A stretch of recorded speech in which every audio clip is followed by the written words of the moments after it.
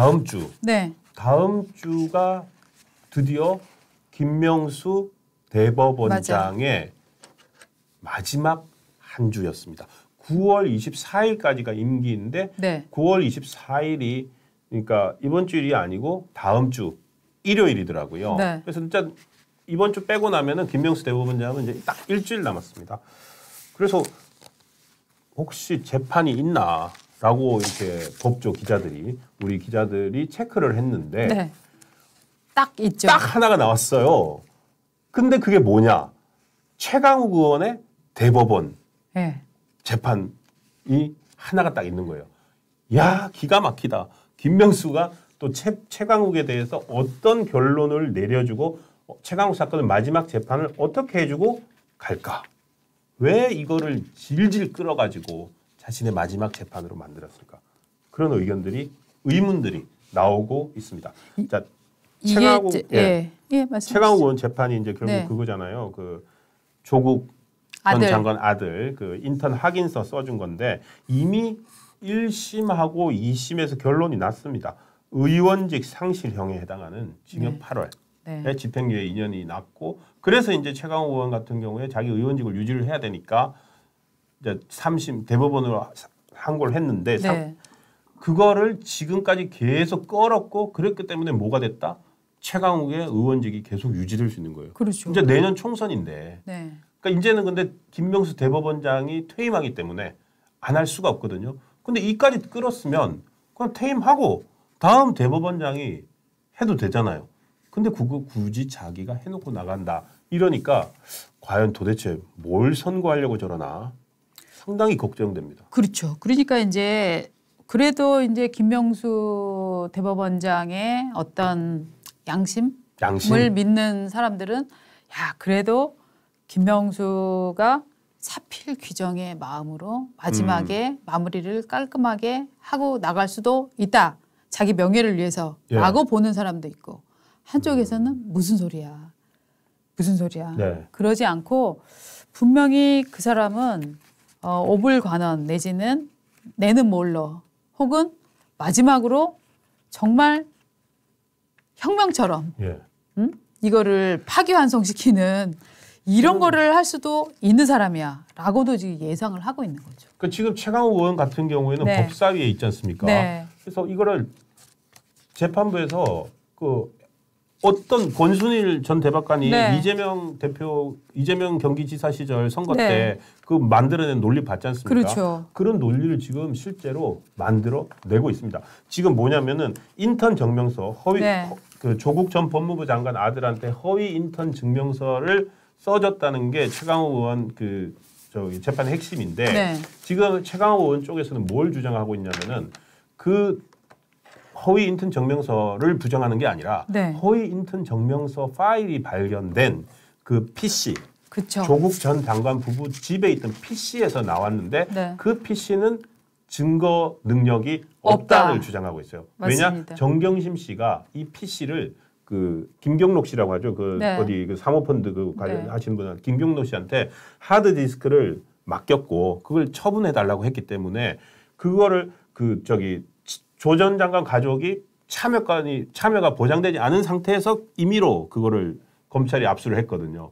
그렇기 때문에 이것은 증거 능력이 없다라고 주장을 하고 있는 건데 대법원에서 지금 대법원 전원합의체인데 그 논리를 이게 또 법리를 따지잖아요. 그렇죠. 받아들여 가지고 합의가 돼버리면은 최강욱 의원은 무죄가 되는 거예요. 맞아요. 그러면서 이제 내년 총선까지 계속 임기를 유지하는 거죠. 국회의원 자격을. 그렇죠. 그거를 좀 끝나는 마당이니까 자기 진영을 위해서 국회의원 한 명을 그리고 너무나 법사위에서 잘 싸우는 최강욱 의원의 생명을 연장해 주기 위해서 그런 판결을 내리지 않을까라는 우려도 사실은 듭니다. 저는. 맞습니다. 왜냐하면 논리도 만들어냈고. 이제 권순일 대법관이 그때 만들었던 거짓말은 맞지만 방송 현장에서 갑자기 질문을 받고 질문에 답하기 위해서 얘기할 때 거짓말을 하는 건 문제가 없다라는 논리를 만들어냈잖아요. 그러네. 이거 똑같네요. 네. 그게 허위 인턴 맞는데 네. 근데 이게 재판에 증거로 쓰기에는 네. 저 피의자들의 저 사람들의 허락도 안 받았고 네. 검찰이 저렇게 임의로 갖고 왔는데 절차가 네. 문제가 있네. 저걸 증거로 만들기는 힘들어요. 안타깝지만 네. 저걸 증거로 할 수는 없으니까 다른 증거를 찾아보세요. 라고 할 수도 있죠. 맞아요.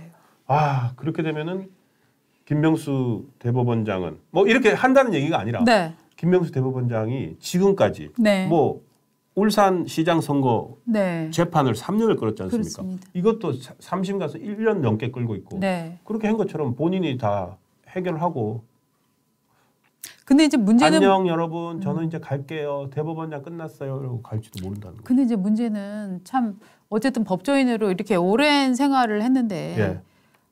지금 이미 이제 그 판사들은 이 권순일 대법관이야말로 정말 판사계의 수치다. 그런 논리를 만들어서 방어를 했다는 게 이런 얘기들을 하고 있는데 아마 김명수 대법원장은 그에 못지않은 비난과 후배로부터의 격려를 받을 수도 있거든요. 그거를 정말 그거를 정말 자처하면서 예. 이렇게까지 할지 저는 뭐 그래도 인간에 대한 믿음, 뭐 사법에 대한 믿음 이런 걸 한번 좀 가져봅니다. 이재명 대표가 지금 나는 죄가 없는 사람이다. 네. 내가 죄가 있었으면 내가 400번 압수수색을 당했다. 또 늘었네. 400번으로 늘었네요. 이번에. 네. 그랬는데 400번 당했는데 어떻게 내가 아무것도 안 나올 수가 있냐라고 얘기를 하는데요. 이거 자체가 저희가 볼 때는 지금 이 뉴스타파에 대한 압수수색이 오늘 한 번 이루어졌잖아요. 그렇죠. 그러나 이걸 횟수로 따지면 그 안에 요건으로 따지면 이것도 아마 한 10번쯤 될 거예요. 그렇습니다. 지금 아까 단식 일수로 이재명 대표는 기네스북의 등재를 노리고 있고요. 네. 그리고 또 하나가 있는데 본인 관련 압수수색 횟수. 네. 아마도 기네스북에 등재가 됐을지도 모릅니다. 제가 지금 400회라 그래가지고 아닌데 300 몇십 회라 그랬는데 해서 찾아봤어요. 그랬더니 올 초 2월 달에 대장동 위례 가지고 처음으로 검찰 조사받으러 갈 때 그때 뭐라고 했냐면은 저에 대한 압수수색만 275회입니다. 국가 권력 가지고 장난하면 그게 깡패입니다. 라고 했고 그러고 난 다음에 3월 달인가 또 갈 때 그 사이에 한번 그 박찬대 의원이 바로 옆에 있잖아요. 물어봐요. 저 압수수색 몇 회입니까? 하니까 275회입니다. 그러니까 아니 그동안 안 세봤어요? 더 늘었을 텐데. 그러나 그다음에 이게 나오네요. 그러니까 압수수색 안 셌냐? 그러니까 박찬대 의원이 얘기해요. 기네스북 등재될 거다. 자기들 저런 식으로 했고 계속 카운팅을 해가지고 지금 330회라고 했다가 지금 400회까지 온 거예요.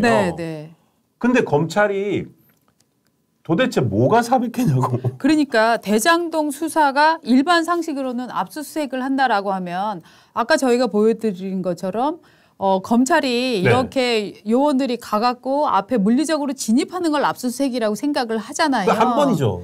그게 한 번이지만 실제로는 영장에 보면은 이를테면 신체에 대한 압수수색. 즉 그건 뭐냐면 핸드폰 같은 거를 가져오는 거. 이거를 이제 얘기를 하는데 그 안에 여러 항목들이 있는 거예요. 이를테면은 은행 기록을 찾아보는 거, 문자 통신을 찾아보는 거, 그다음에 다른 이메일을 찾아보는 거 이것들이 다 하나의 한 회의 압수수색으로 지금 표현이 되고 있거든요. 그렇죠. 기자들이 그래서 이재명 대표가 저렇게 자기가 뭐 200번 당했다, 300번 당했다, 400번 당했다 할 때마다 검찰에 물어봐요. 아니 어떻게 해서 그렇게 됩니까?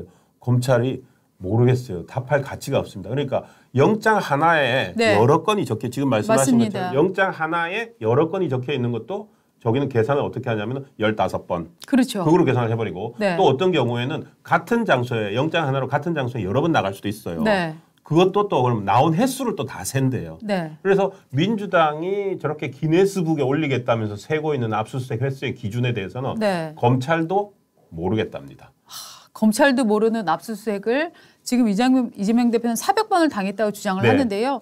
그러니까 정말 국민 일반 상식으로는 저 얘기를 들으면 어떻게 생각이 드냐면 뭐 400번을 당해? 그런데도 아무것도 없어. 그러면은 일단 매일 우리가 모르는 사이에 검찰이 이재명 대표한테 와서 혹은 집으로 가서 사무실에 와서 매일 뭘 뒤지고 있는 거야? 라고 생각을 할 수밖에 없어요. 그렇죠. 그래서 경찰이 한마디 더 했어요. 저게 대장동, 뭐 성남FC, 그래서 정진상, 뭐 김용, 이화영 이런 사람들 이재명 대표와 관련된 압수수색 횟수를 다 합친 것 같은데 그런데요. 저희가 이재명 대표와 관련해서 직접 압수수색한 것은 단 한 건도 없습니다. 그러니까 이재명 대표의 휴대전화라든지 이재명 대표의 자택이라든지 이메일. 사무실이라든지 이메일이라든지 이재명 대표는 아직까지 단 한 번도 압수수색을 당하지 않았어요. 그런데 자기 주위의 사람들 이화영, 정진상, 김용 다 그 사람들 해놓고는 저를 그렇게 압수수색했다고 주장을 하는데 이재명 대표는 아직 압수수색 안 했으니까 이재명 대표 압수수색해서 뭐가 나올지는 아직 모릅니다. 저걸 무슨 자기의 결백의 증거로 쓰고 있어요. 그렇죠. 꼭 그러니까 꼼수 단식하듯이 꼼수 압수수색 카운팅을 하면서 국민들을 속이려고 지금 말로서 저렇게 사람을 이렇게 홀리는 이재명 대표는 말을 듣고 있으면 사람들이 홀려요. 맞습니다. 그리고 이재명 대표에 대해서 이재명은 왜 아직도 지금 처벌을 받지 않나라고 화를 내던 분들도 압수수색 400번 당했는데 아무것도 안 나왔다. 진짜? 오, 정말? 그럼 뭔가 진짜 검찰이 잘못하고 있는 거 아니야? 이렇게 생각할 수 있어요. 아니 보통은 저도 사실은 뭐 400번을 당해? 해갖고 찾아보니까 이거를 400번이라고 얘기하면은 이거는 정말 사실을 호도하는 거거든요. 그러니까 이런 식의 사척생처럼 이것도 사척생, 죽은 척, 압수수색 당한 척. 사척이지. 압척생이네, 압척생. 압척생. 네 가지 아닌가? 죽은 척, 피해자인 척, 그러니까 단식하는 척, 피해자인 척, 압수수색 당한 척, 뭐 아픈 척, 뭐 이렇게 네 가지 척으로 살려고 하는 사척생. 하여튼 이래서 저는 우리나라 정말 가장 큰 의석을 가진 정당의 대표가 이런 식으로 자꾸 이렇게 언어의 언어 농단입니다. 한글 농단을 통해서 자꾸 이렇게 진실을 호도하는 태도는 좀 문제가 있다라고 생각을 하고 있는데 검찰이 얘기했습니다. 공식적으로 이재명 본인에 대한 압수수색은 지금까지 없었다라고 얘기를 했었습니다. 김철중의 이러면 낫는다. 이러면 낫는다. 이러면 낫는다. 이러면 낫는다.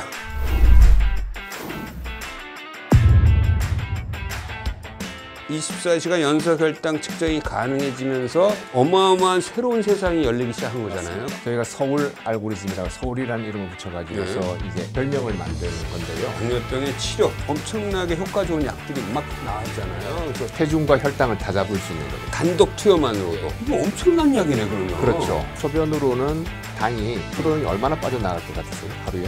이거는 신장한테 보여야 될 것 같은데. 안 빠집니다. 당뇨라면 혈당 관리를 위해서 본인이 하는 건 뭔가요?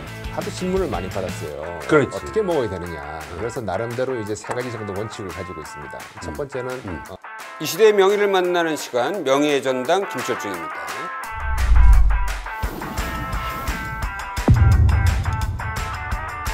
스텐트 시술이 수십만 건이 이루어지고 있는데 이걸 국내에서 최초로 하신 거죠. 뉴잉글랜드 저널 오브 메디신 애니제임이라는 그 학술지가 우리나라 의사 중에 처음으로 애니제임을 쓴 거 아닙니까? 바뀌는 거예요, 그때부터. 한국에서 이루어진 연구 논문이 전 세계 표준을 바꾼 거네요. 중심이 됐죠. 생각보다 훌륭한 사람인 거. VIP 환자들도 많이 바뀌었어요. 누구 보면 금방 아실 뿐이었죠, 그때는. 다른 병원에 입원해 있다가 몰래 와서 저쪽 병원에서 난리가 났을 텐데. 병원을 한 일주일 정도 못 나왔어요. 못 나왔죠. 심장병 환자들한테 해주고 싶은 말은